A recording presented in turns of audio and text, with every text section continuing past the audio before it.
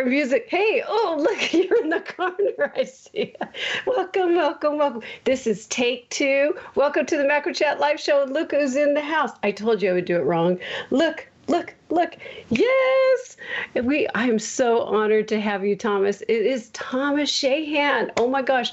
You guys are going to have such a blast. And I do have to say, though, if any of you guys here, before we get started, and I forgot to, AD knows, but Thomas, you don't know. Something weird was going on YouTube where I did the show and I did a whole thing last week, like in the beginning of the week. Here's the show, here's the link. And then I get a message from Debbie, which will be here. I know she'll be here. She's probably trying to find it.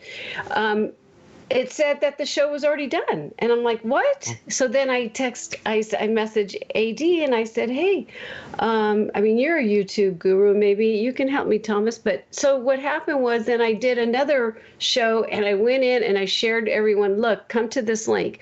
So I'm just hoping people are going to drop in. We probably will get a lot of replays because of this glitch. AD tried to figure it out too, and it was really, really bizarre that it was like, I don't know. But anyways, welcome. So I'm so happy that you're here. Take 2. And that's actually a good word right now. So let me go ahead. There is Matthew here, Heather's here, Novo's here. I know that we'll have more. So any of you guys in the chat, if you could share it with your friends. I usually don't really say that very often when it comes to having a guest. But because of the glitch of YouTube having a weird link in the beginning, some people are just getting this link today. I noticed it today. I got someone that emailed me and said, hey, I don't understand why your show said it was on. So what we'll do, we seem to be fine. And what we're going to do is we're going to talk all about you, which I totally love. We're going to get into your images. I'm going to share your YouTube and then things, hopefully, what you're going to be doing in Florida. Hopefully, I don't know if that's going to happen. Yeah. I don't know. Yeah. So there goes the dog. Everything's kind of changed this spring and summer. Yeah. Isn't it? Yeah. You just don't know what. But I still want to share some of the things that you have planned, even if we can't. We'll do that towards the end. But even if you can't make it, if people can't make it, I think they should know what you do and get out there and, we could do that. So before we get going, AD, do you have the new promo? If not, no big deal. We'll jump right into Thomas. Ready to accomplish your macro photography goals? Our SJP membership will keep you on track, hold you accountable for your goals, and teach you new techniques. This program provides you the value of a college course with the fraction of the price. For more information, head on to membership.sullivanjphotography.com. It's time to focus on your goals to get you to where you want to be. So don't miss out. Okay, so guess what, Thomas? What? The one video that I'm on right now is there are other people over there. I need to get on my channel. Are we on the wrong YouTube live page or something? It says live now. So let me see. There is 8 people watching on a different channel. So what I'm going to do. Oh my gosh, hold on one second. Oh, hi, Skeeter. Hi, Becky. I have to get this link over to the other link because there's people waiting. So let me go over here real quick. I'm going to say, we are here. Oh my gosh. Okay. They're going to come over. So you know what, Becky? I didn't even know Skeeter. Hey. Oh, Skeeter's here, which is awesome because he is the one that submitted the images that we're going to talk about today. And Becky, yes, Skeeter's, where are you from? Oklahoma too? And then. Skeeter, yeah. I think I exchanged emails with that guy, yeah. Oh my gosh, what a small world. And then Becky's from Georgia. So yes, welcome. So you know what, I got 2 people. So people are going to start coming on over, which is awesome. I'm glad I checked because I was thinking to myself, why am I still just showing why am I still just showing the main page? And then I realized I'm like, that's not even on, but we're on and we are safe. So Okay. Awesome. We'll dive into you right now.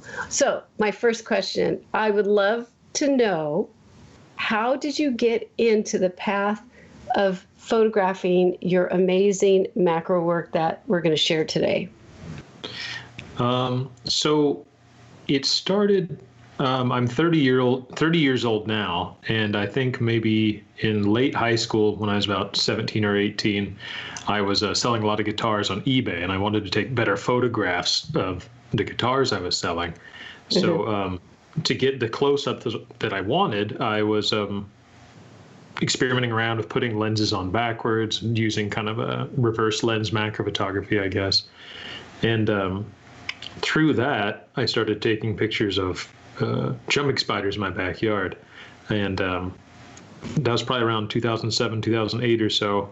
And it's just, that's like the only thing I really found that I wanted to photograph was just arthropods, mm-hmm. spiders and insects. That's the only thing that really holds up at a really high magnification.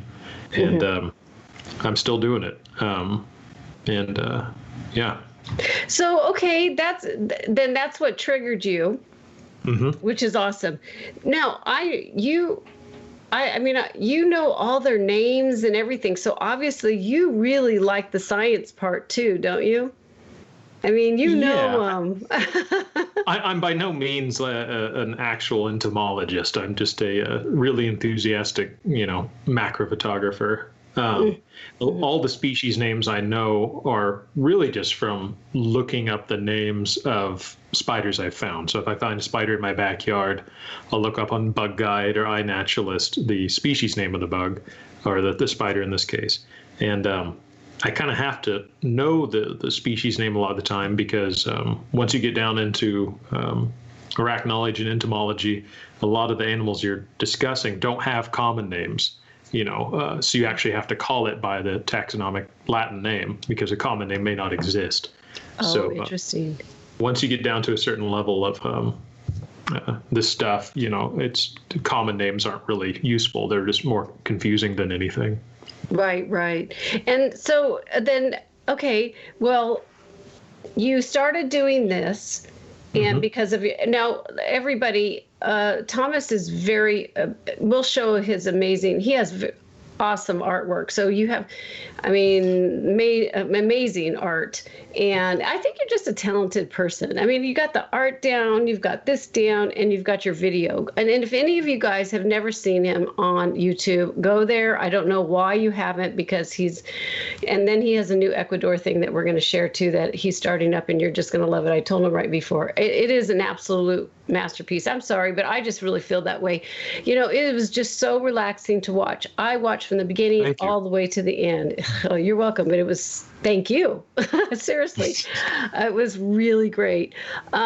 So you got into the bugs, or not the bugs, mm-hmm. the jumping spiders, and then arthropods. Yeah. Arthropods. Well, we just call them Arthur, because look at it. You know what? You can just call them bugs. Bugs isn't actually a specific type of insect. The hemipterans are the bugs, but I'm an advocate for calling any invertebrate a bug, and just kind of acknowledging that bug is just kind of a loose, term. I say that too, bugs. And then,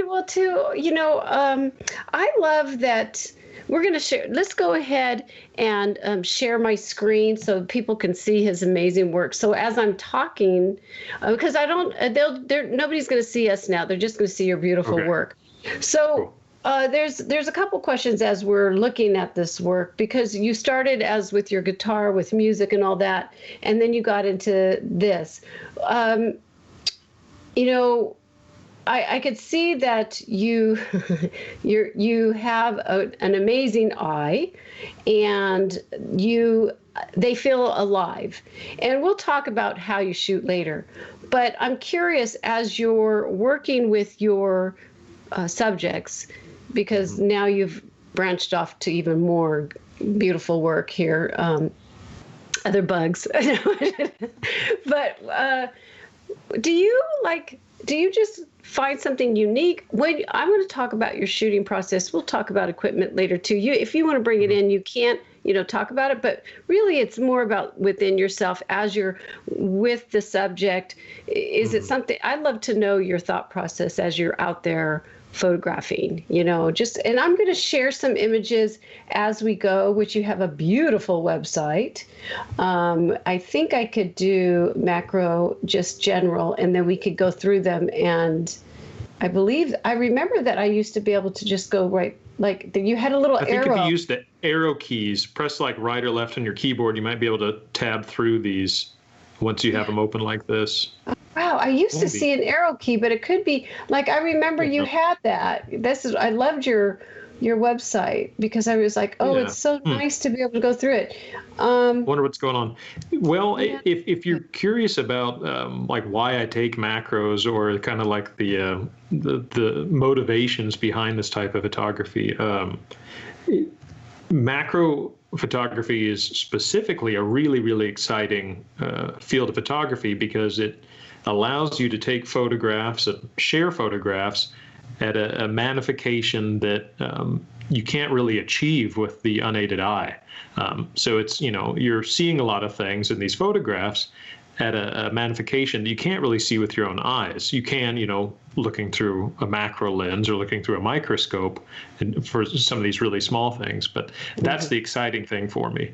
I could get into fashion photography, or I'm not trashing any other type of photography. They all have their own, reasons for existing. But I've taken landscapes, I've taken bird photos, I've taken a lot of photographs just because I'm really excited about digital photography.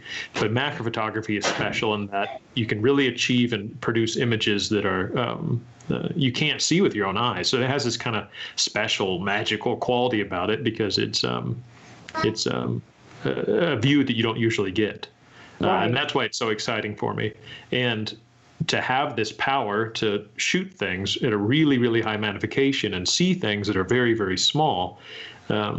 Man-made things are really kind of lackluster and gross up close, We can't really make anything of beautiful, true, intricate beauty and with really, really fine details. So to look to the natural world and you're looking at lichens and, a lot of natural things, there's a lot of beauty up close.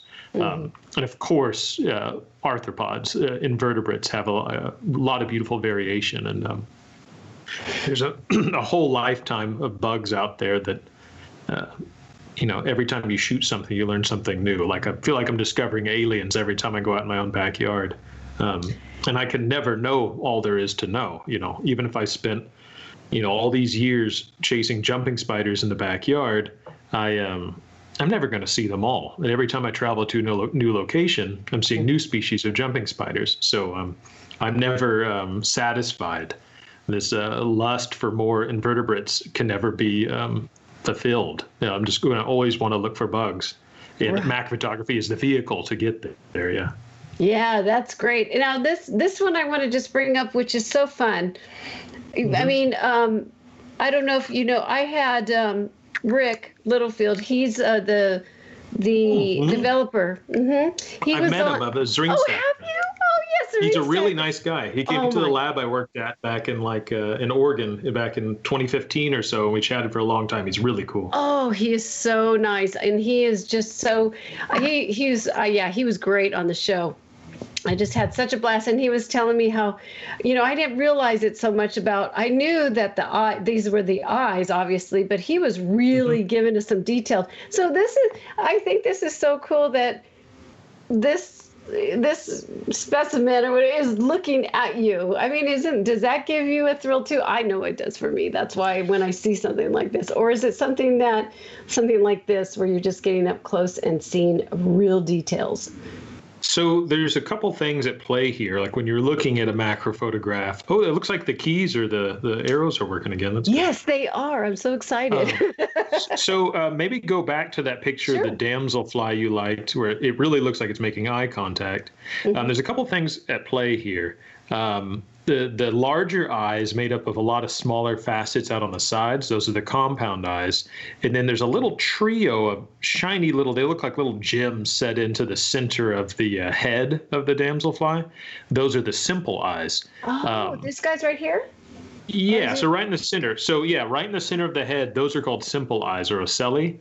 And they can detect light and dark, so they can maybe pick up like a shadow moving overhead or something, or maybe the time of day. I don't really know their true function, but they're very simple eyes. They're not really producing an image. And then the compound eyes, the big eyes out on the side, those are what the damselfly is really using to, find prey and, navigate and stuff. So it really looks like it's making eye contact because of something called this pseudopupil effect. So you see there is a darkness in the center of where the compound eye is facing us. It's not really a true pupil. It's really apparent on mantids. If you ever look at a mantis, it always looks like there's a pupil angled towards you. Yes. It's a pseudopupil, and it's really, to my understanding, an optical illusion of looking down a bunch of like rods or cones on axis, looking down them. So you're always seeing the dark center. So if you were to rotate your angle of approach to that damselfly, it might always look like that pseudopupil is facing towards you, kind of implying that it's making eye contact with you. Right. So it's really just an optical illusion. Interesting. I didn't know that. But I thought with jumping spiders, it could be argued that they may be making eye contact. Jumping spiders have such high acuity to their vision. They produce such sharp images. And the lenses on a jumping spider, think of them as like a window on a submarine, or like a little bubble window on the bottom of a boat or something. It's fixed into the cephalothorax. It's fixed into the actual shell of the spider. And then the retina moves around internally. So they're kind of like looking out from inside of their own head. And I don't know, but I think that they could make eye contact. So yeah, you bring up eye contact kind of set me off there, but I love it. I love it. There's just so many different ways that invertebrates see, and so many different evolutions of the eye, and so many different ways of seeing. It's I know nothing about it. It's overwhelming. Oh my gosh, it's amazing. And look at how beautiful this is. That's a horsefly. Yeah. No way. That's a horsefly?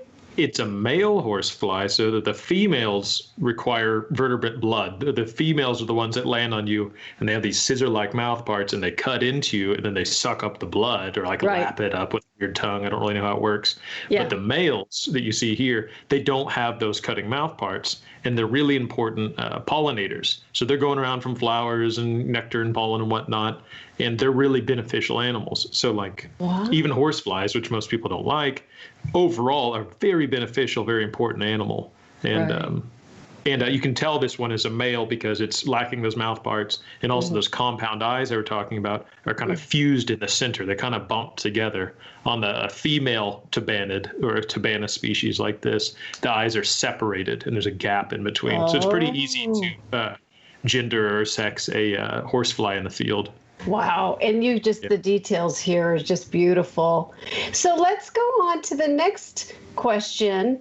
Well, as you're shooting, I could see, I really love your composition, your color, and all this stuff. And I'm curious, do you, what do you work with when it comes to post-processing? I'm just curious on how you go about it to give people ideas of what you do, to help others that are working with macro images like yours. So my workflow and my processing and my equipment and my approach to all this macro photography has really evolved a lot over time.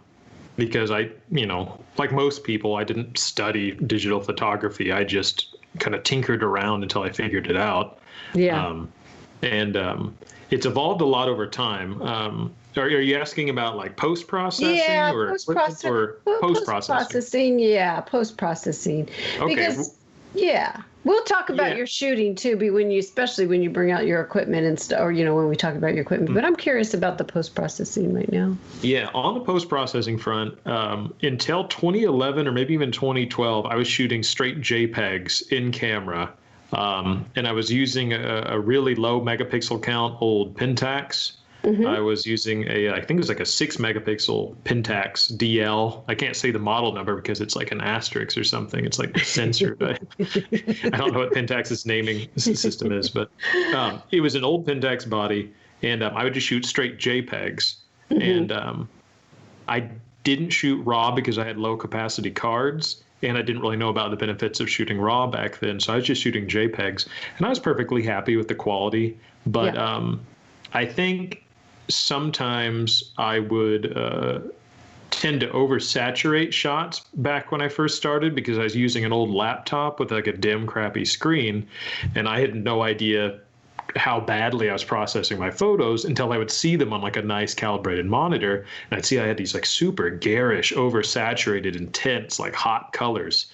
And so over time, with understanding of calibrating a monitor a little bit better and tasteful processing, I've kind of hopefully matured a little bit in my processing, because with shooting invertebrates like this, let's say I'm shooting a jumping spider. Sometimes I've shot animals that may have never been shot before. There may not be like good photographic records of this animal. Right. So if I have a really like oversaturated or poorly processed, or I put a lot of my artistic post-processing powers on that photograph, it's almost like, to me, borderline falsifying an important scientific data or something. I don't want to be misleading with how I represent things, but if something is deeply saturated red, I want that to come through richly in the photo. Right. So I don't want to subdue the beauty of nature, and I don't want to enhance it so much and put my human wants of color on something. But on the topic of post-processing, now I shoot straight DNG digital negatives in my Pentax body, which is nice because it's a open source RAW file. It's not some proprietary Canon or Nikon thing. DNG's open, so when I'm in the field, I can use open source free software because I'm kind of a cheapskate. And when I'm at home, I do pretty much like 90% of my processing in Adobe Camera Raw, just pulling up the DNG file, and then I'll crop, sharpen, reduce noise. A lot of times I have to clone out in the background, usually, because I don't want to clone anything on the actual bug itself. A lot of sensor dust, because I'm really messy, and I get a lot of dust and just crud on the sensor of my camera because I'm constantly changing lenses in the field, messing around with reverse lenses and things like this. So I have to clean a lot of sensor dust in my photos. So the post-processing is really just done in Adobe Camera Raw. I could get into focus stacking, but that's like...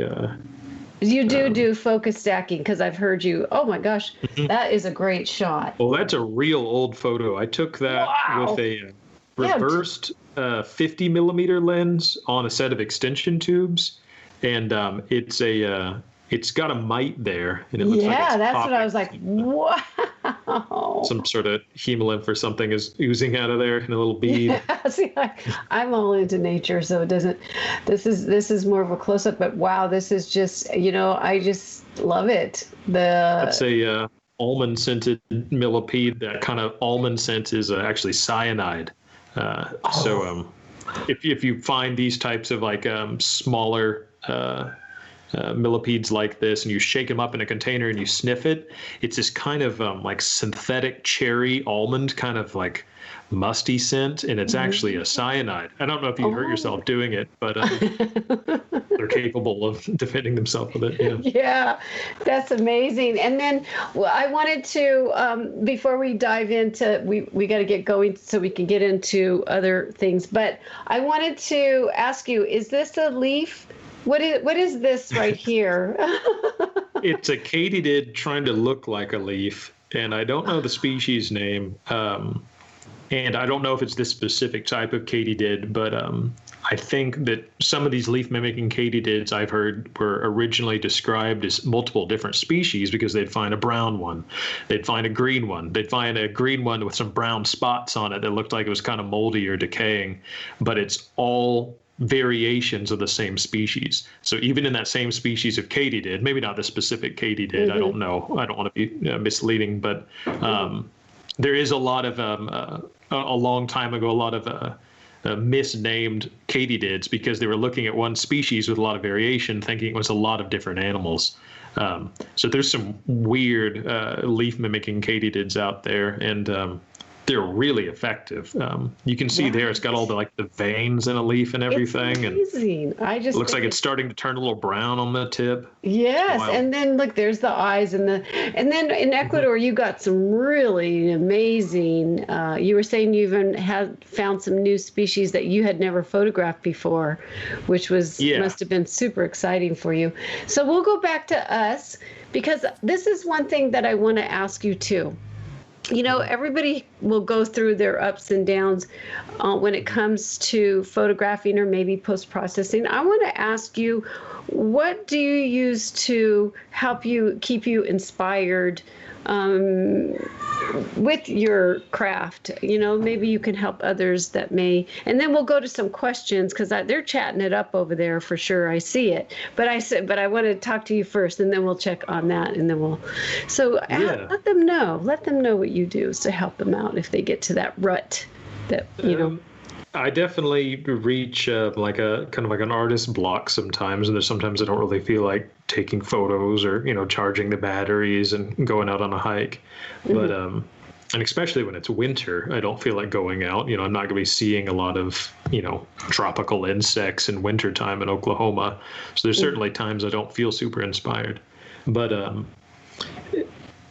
the main appeal I was trying to sell of macro photography, of like really being able to see the unseeable and share things that no one else can actually see, that power has been enough to just keep me excited about it. And definitely looking at the work of others has been really helpful. So when I come across another macro photographer taking beautiful stacks in the field of live animals, or really pushing magnifications I didn't think you could shoot in the field, or creative lighting, or people pushing strong backlighting to illuminate CD, or people doing wide angle macro photography to show tiny little things in the context of their environment. All these different kind of subfields within macro photography. There's enough to explore there that I guess I haven't really gotten in too much of a rut yet, because even if I'm not feeling like drawing or responding to emails or doing something, I always want to take macro photos because it's I don't know, it's like the ultimate escape. You can just flip a log in your backyard and then learn like a whole week's worth of things that you got to research. Right. And that's what's nice too. I think what's a good tip that I got out of this too is that you're also doing research to know what you're photographing, which to me is even more desirable to keep photographing the species that you're looking at, because you get to learn more about it, you understand more about it. So then then when you're photographing something similar or whatever, your mind's going, like you say, you can escape. And I love that. So you guys get out there and start checking out more of what you're photographing, doing some research. So what I want to do now, Thomas, I'm going to go in and see if there's any questions. I have seen, let's see, is there anything good, AD, that I need to? Debbie, is your husband watching this? Because her husband wanted to watch you. She told me that the last show that we had, they were all set up to watch us because he loved your work, or he wanted to see your work. Is there anything? Sharpness. Oh, okay. So Debbie's asking Thomas, how does he achieve such sharpness if he doesn't always focus stack?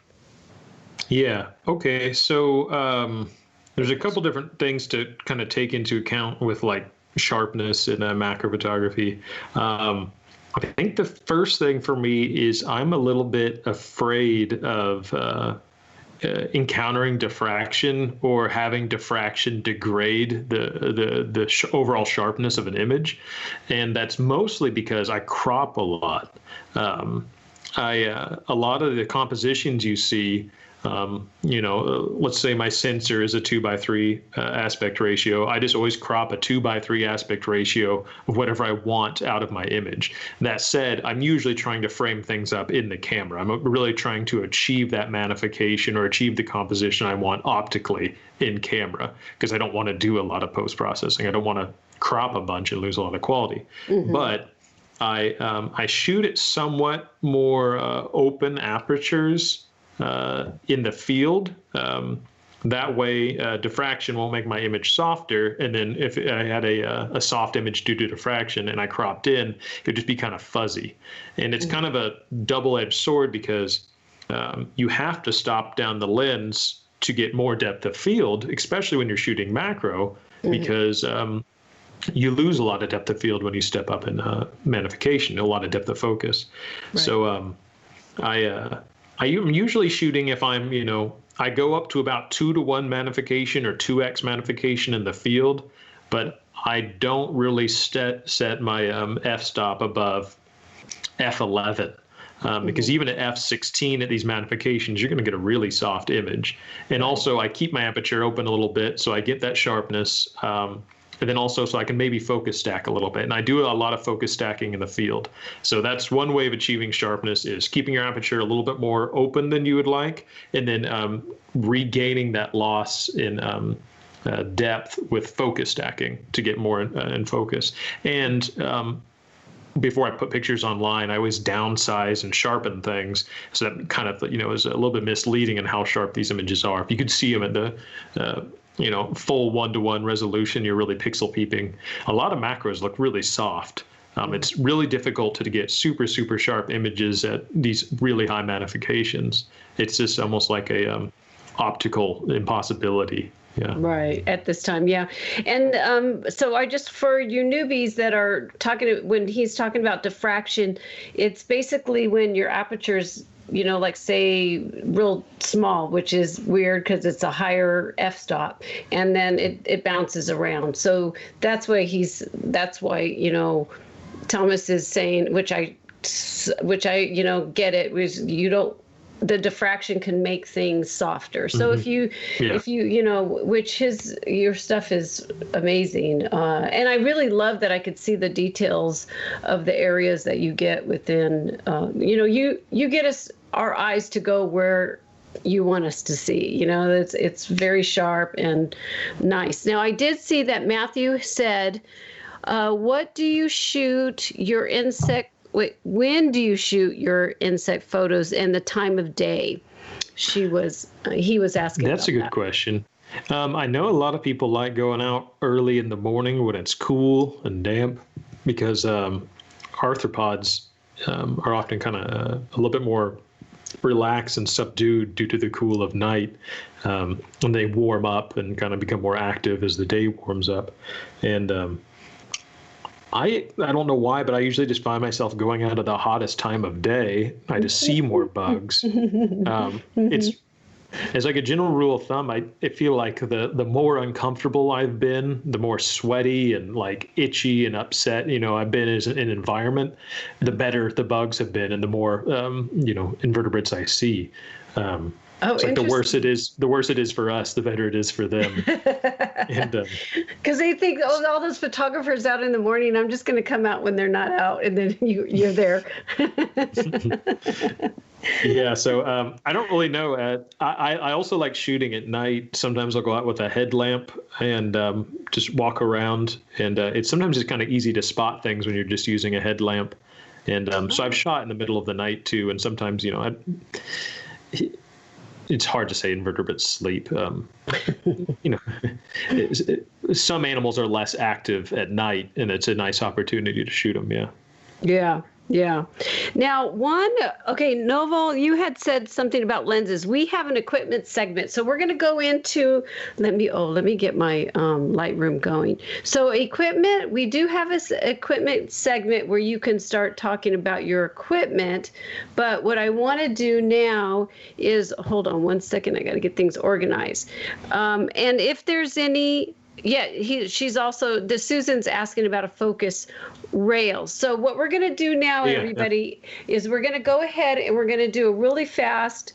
We do a feedback, and it's not real detailed, Thomas. It's just to help him and other photographers with the questions that he has. So what I'll end up doing is we'll go into the feedback critique area. Let's go for it now, AD, and I will put up the actual image. Oh, cool. We got a fit of it.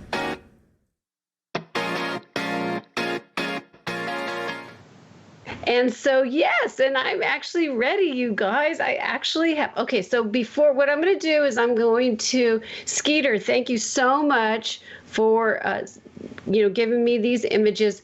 And so he has two. And so what I'm going to do is read what he had said so everybody knows. So he has two spiders. He says he would like to know your thoughts on achieving a deeper depth of field without having to max out the flash power every time or dropping the shutter speed to a point of showing motion blur. He said, and then that's with, so that's with that. We'll get into the leaf hopper next. So basically he would love to know about depth of field. And so he's, flash. Okay, so it looks like a Phidippus female. I don't know the species. I like it as a photo because it's got a jumping spider in it. And it's hard to say if something can be improved when it's a close-up, clear, well-focused view of an animal like this. So he's wanting to increase his depth of field and get more in focus. That was my understanding from that. But without maxing out his flash.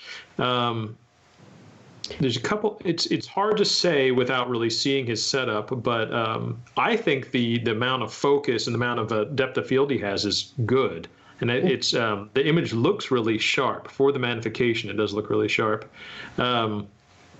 If he's having to max out his flash. If he's wanting to stop down, then he might need to rethink his positioning the flash. I don't know if he has the flash on a bracket or if it's in the hot shoe.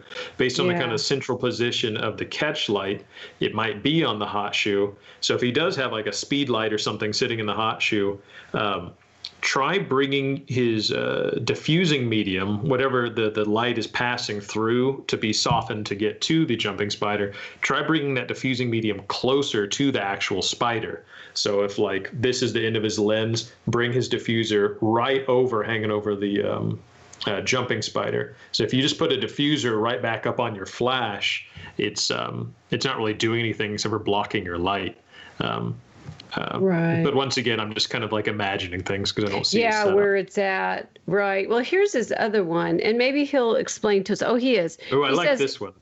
That might be a Putnamite female, maybe. Oh my gosh, it's so cute. They're both adorable. But he does say it's on a hot shoe with an 8x13 softbox. That sounds pretty big. So if he's got that big of a diffuser and the catch light is that small, he's probably using a pretty long focal length macro.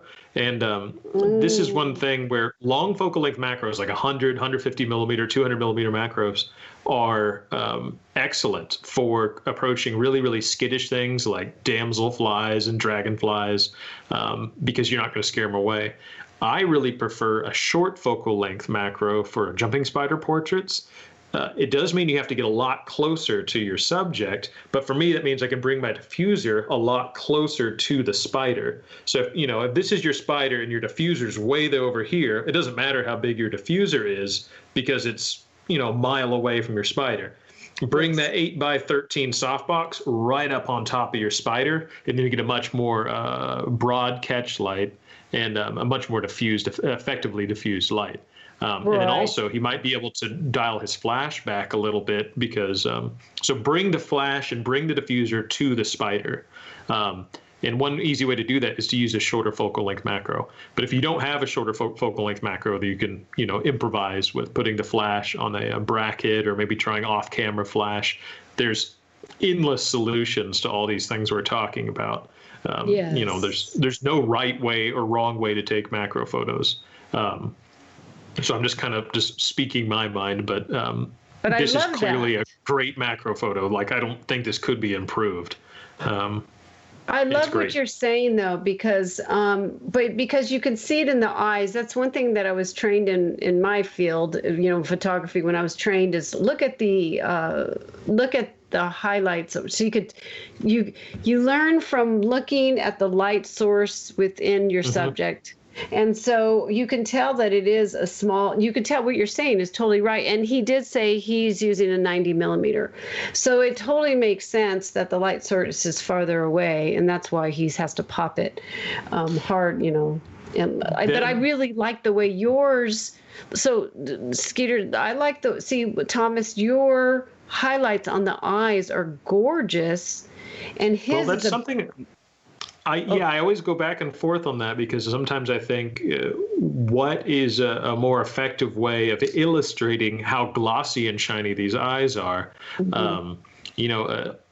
This is like a ring flash. I don't recommend ring flashes for macro photography, because let's say you're shooting something with very glossy eyes like this. It just makes a circular alien catch light in the eyes. And you just see that it's being shot with a ring flash, and it kind of implies this weird character to the eyes that's not pleasing. And when you're trying to make something that's culturally feared, like a spider, seem more cute and more anthropomorphically approachable, you want to make a pleasing catch light in the eye. And I think this is a really nice catch light. Having kind of just like a small but diffused bright catch light really sells how glossy and dark these eyes are. But if you want to bring out a little bit more color or have more softly diffused light, if you ever shoot something like a best beetle or some chrysomelids are super, super glossy, it really helps to bring your diffuser in and around the subject. And then you don't really have to have the big of a diffuser. I don't think the diffuser I'm using is even 8x13. It might be like 7x12 or something. I don't have a huge diffuser, but I bring the diffuser in and around the bug. Some people get by with really small diffusers and are still able to create really, really soft light because they use like the Canon MPE, where you have a short working distance, then just have the diffuser hanging right off the end of the lens, kind of enveloping the bug. Gotcha. Yeah. It's easier to diffuse small things.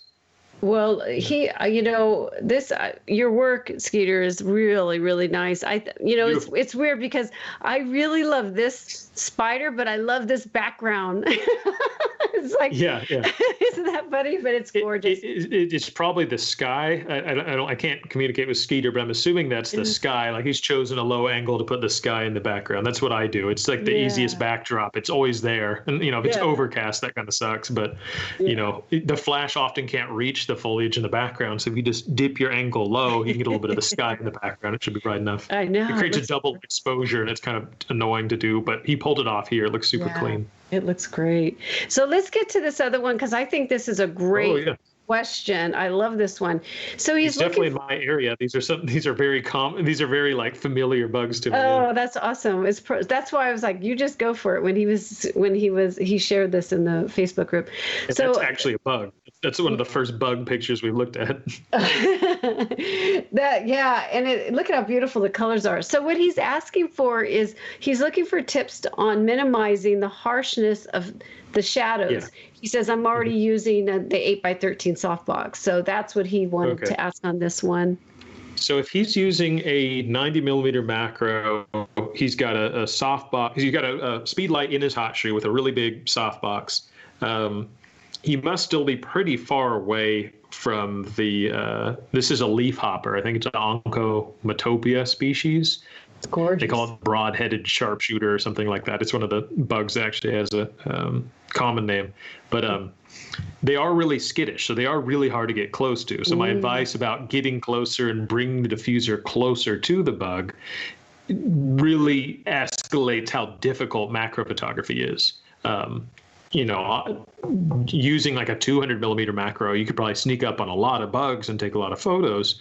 But I don't know how the hell you would diffuse a 200 millimeter macro if you're shooting, really small things like this, unless you had, an assistant out with the bug, popping a diffuse flash like right above it. Right. 90 millimeters isn't that long of a focal length. I don't really have like an example. I have used a speed light in the hot shoe, just like what he's doing with a homemade diffuser, and I was able to get really soft light with, I think, about a 100 millimeter equivalent macro setup. But I had a lot of material really hanging off the front of the lens. So if you want softer light on the bug, bring the diffuser closer to the subject. And if he wants more light in the backgrounds, if he doesn't want like black backgrounds like this, which I think is fine, I've kind of just come to accept it as a aspect of macro photography. He can experiment around with slightly longer shutter time. Sometimes I'm shooting at 1/50, 1/40. And trying to let in a little bit of ambient light in the background. And I have also experimented around with an auxiliary flash, not diffused, off in the grass or off in the leaves behind the bug, just to pop a little bit of light on the background so you don't get a flat black background. Yeah, that's an awesome, that is, we can go back to us, AD. That is an excellent, that's so nice. Great Thank you so much. Thank you, Thomas. Yeah, these are wonderful. They were perfect. Yeah, and I love your tips. I'm sure that's going to help, him and others. So we're going to get into the fun part because we have so many questions about your equipment because we're all, they want to get into your stuff. So let's go into equipment time and we will start talking about that.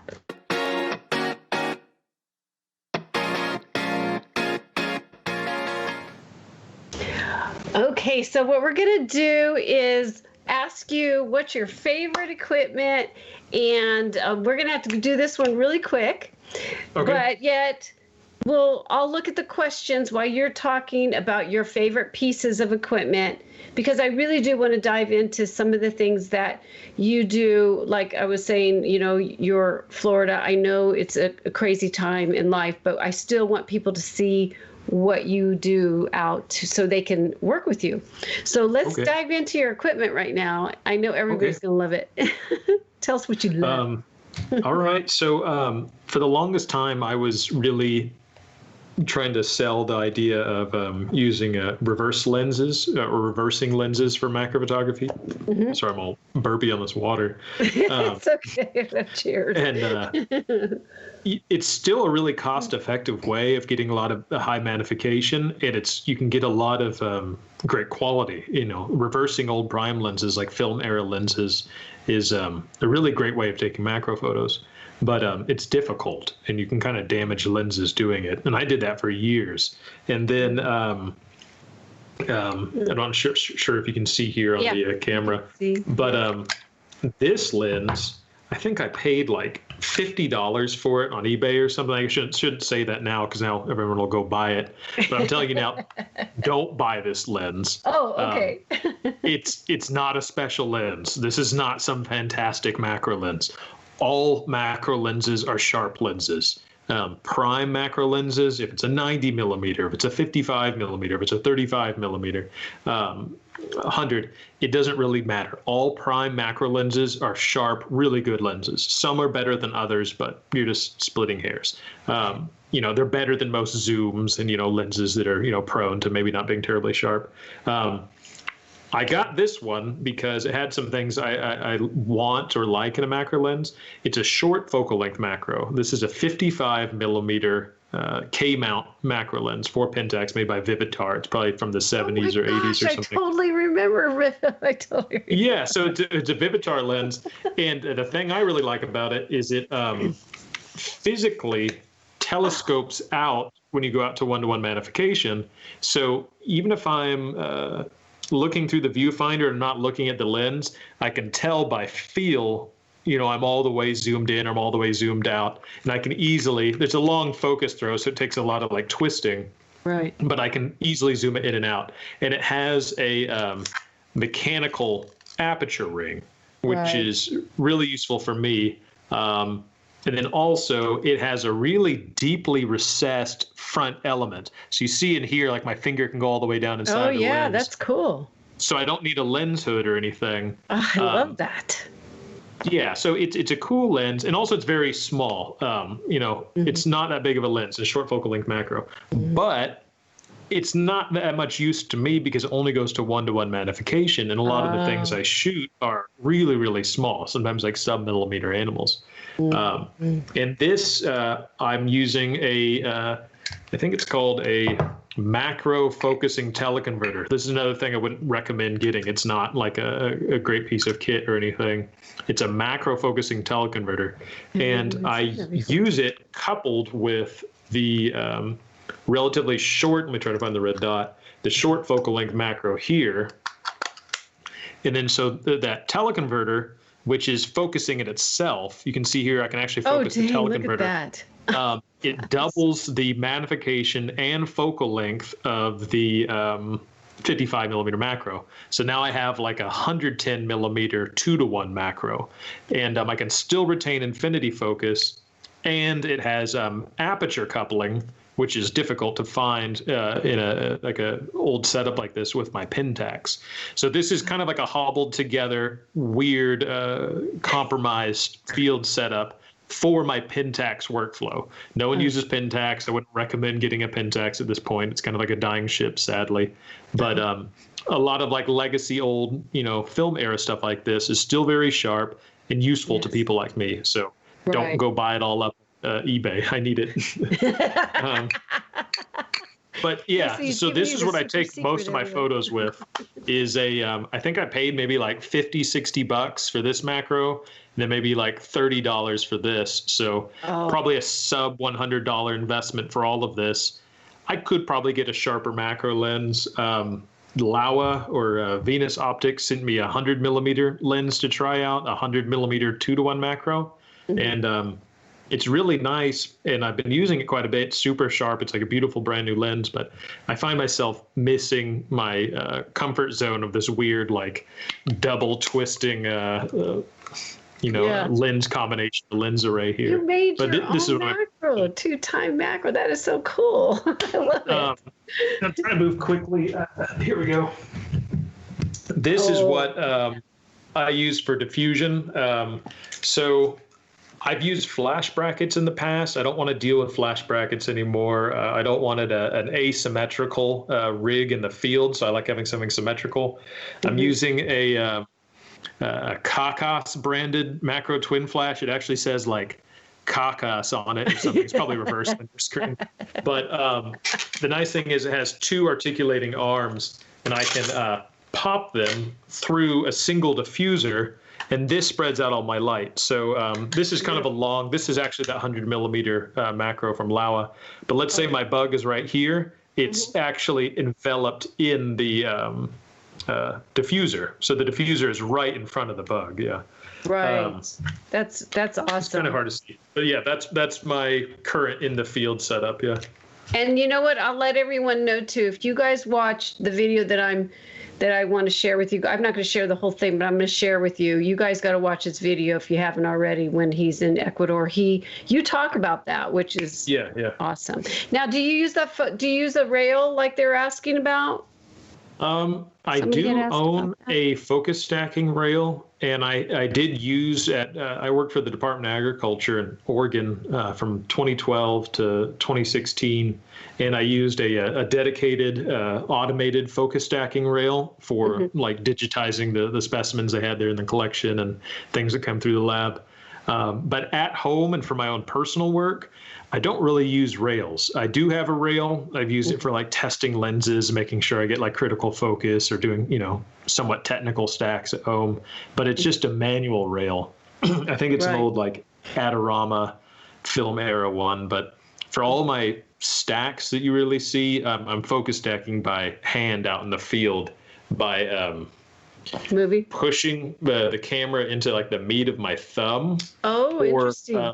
And just kind of rocking back and forth to really subtly change my like focal plane. So I'm just kind of like when I'm shooting, I'm really just kind of rocking further away or closer to the subject in like really, really fine movements, trying to hover around the focus point. Don't take my eye up from the viewfinder because I don't want to, go back in and have a misaligned angle. Yeah. So I might just fire off like 20, 30 shots. If that bug's not moving, I'll just lean in and out, just shoot a bunch of shots, and then I'll cherry pick any stackable frames from that, make sure antenna weren't moving around, make sure the palps weren't wiggling, and try to make some sort of composite. And these are very small stacks, like 2-3 shots. Gotcha. I can't do a really deep stack in the field by hand. That's just impossible. Yeah, that's just crazy. Susan, you had asked that, so you got your answer. Somebody also asked about I think it was Debbie, what software do you use to stack? Oh, yeah. So you brought up Rick Littlefield. I have used Zareen Stacker. I think for any really large scale stacks where you're stacking together a really large batch of photos, or, you really need to have a good quality stack or have it be automated, I would recommend Zareen Stacker.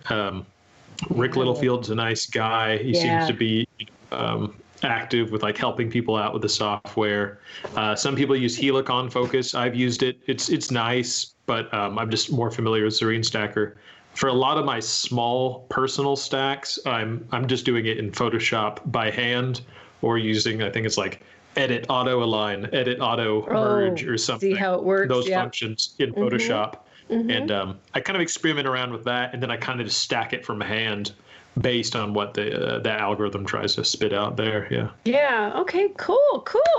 All right. So let's go back. Let's go to share my screen, AD, because I have to share Thomas's YouTube channel. You guys have got to subscribe to him. He's amazing. And this is the Ecuador that he just put up. It's going to be a series, and I highly recommend spending some time. It's not that long. It's like what, 13? I don't even know. Let me just. It was like 11 or 12 minutes. I'm trying to make longer stuff, but I'm trying to test the waters of how much people want to sit through, because I don't want to, put out something really long and have people skipping around. But I would like to put out longer and longer content. So, I'm glad people like it, even though it's 11 minutes. I'm afraid to go over like 5 minutes. Maybe I'm underestimating people's attention spans or something. Well, especially nowadays, we need that. We need, it's a tough time in the world, and this is perfect for us to be on your journey with you. That's how I felt. I felt like I was with you in Ecuador and got to really feel and understand how you go about doing what you do. So I want to share. I'm glad, and thank you for that. Now I really want to dive into this. So this is Bugshot, and I know that we're in a crazy time. So it may not happen. Do you know if it's happening? Is it still scheduled? Bugshot for this year, 2020, is canceled. It's just not a time that we want to be gathering in mass in Florida. It's just obviously not going to happen. Okay, I had a feeling. So the people that did sign up for it, I think they have a chance to come back for 2021 or get a refund, because it is now canceled and kind of deferred. But the plan is to do it in 2021, and other Bugshot workshops pop up. I'm not the one calling the shots always on where they show up or where they happen. But if you keep an eye on the Bugshot website, we have different workshops going on, and I'm just one of a couple different instructors, or several different instructors, and I'm the only one that's not like a PhD entomologist. So I'm kind of the a duct tape together your own flash diffuser in the field kind of help, But you are right with them. Now Alex is on the Alex Wild. I will. He was on the show, and so he. I know he's part of this, and if anybody else hasn't seen his show, that was a fun one too. I'm curious. So is Bugshot where people can hang out with you? Is that where you are, or is it more YouTube? I know you're a Twitter guy. I left Facebook a few years ago, and I guess Twitter might be the only place I'm still pretty active. I post, I just post when I want to. I don't have any like schedule. I don't really keep up too much. And so yeah, if someone, asks me a question on Twitter, sends me on a DM on there, maybe I'll be, that's probably the best chance you might get for me being on there to respond to, because some platforms I'm just like inactive on. I've kind of abandoned some platforms. Yeah, no, I don't blame you I don't blame you. Come back to us, AD, because basically it's like, so can people learn from you, or is it you more just like the teaching of YouTube? Like, I know you do the Bugshot, but do you have classes like in the future? I know not now, but maybe, I don't know. I have no, I don't teach workshops myself. I'm just a part of the Bugshot group. They kind of invited me along as an instructor, and there's other photographers, macro photographers in that kind of group. But I don't really teach solo workshops on my own. If a museum or someplace asks me, yeah, I will, but I'm not organizing anything myself. Gotcha. Okay, well, that's good to know. But I think, it's nice because, if they follow you here on the YouTube, which they should, and Twitter, then if you do have a Bugshot, coming up in the next year, they'll get to find out from you and all that. Now, do any of you guys have any other questions? Because we have gone an hour. I told you, Thomas, I'm really good at knowing the time frame. I go off on a tangent too. Yeah. Well, because I'm always like, I promise I'll only keep you an hour because I want you guys to be here. It's been a wonderful show. And so do you guys have any other quick questions before we leave Thomas? They just said, thanks for the great interview, Thomas. Thank you so much for sharing your knowledge. That's Karen, Susan, Skeeter, Debbie. Yeah. So, yeah, I'm sorry if I missed all of you. I know that you guys, there's more, and I'm sorry if I missed you guys, but you know that we can always go back to the chat, and if there's something that maybe they have a question about, maybe I can hit you up on real quick, if there's something that we didn't talk in the actual show. So again, thank you so much. It's been such a pleasure. I've had such a great time.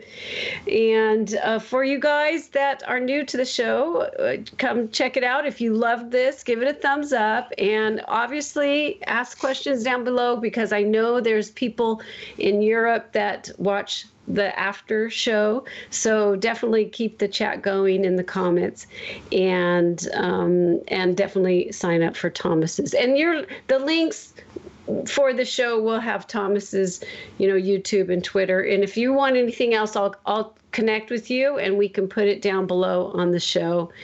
And so, as I say to all of you guys, remember, your 1,000 words does make a difference. Cheers, everyone. Have a good one. Bye. Thanks,